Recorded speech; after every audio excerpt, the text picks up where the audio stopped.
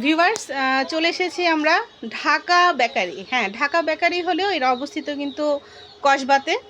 এটা আবু তাহের ভাইয়ের পরিচালনায় এই বেকারিটা সুন্দরভাবে পরিচালনা করছেন। তো এখন আমরা কথা বলবো ওনার ছেলের সঙ্গে, যেহেতু আবু তাহের ভাই অনুপস্থিত আছেন, ওনার ছেলে বর্তমানে আছেন। ভাইয়া, আপনার নামটা একটু বলবেন? আমার নাম ফেরদৌস।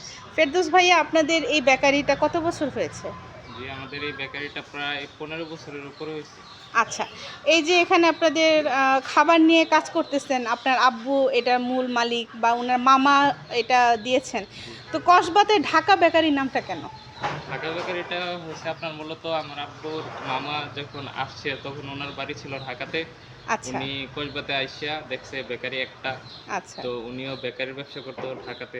আচ্ছা। তো তখন এখানে এসে একটা বেকারি কি কি মাল পরিকল্পনা। খাবার উৎপন্ন হয় আমাদের এখানে? এখানে রুটি আছে, কেক আছে, জন্মদিনের কেক আছে, আচ্ছা, বিস্কিট আছে, সবকিছু আর কি। মানে সবচেয়ে বেকারি বেশি বলতে যা বেকারি আইটেম আইটেম। সব কিছুই জি, জি। এখানে তৈরি হয়। এই যে মানুষকে যে ভালো খাবার আপনারা দিতে পারছেন, ভালো পণ্য দিচ্ছেন, সেই ক্ষেত্রে অনুভূতিটা কেমন লাগে?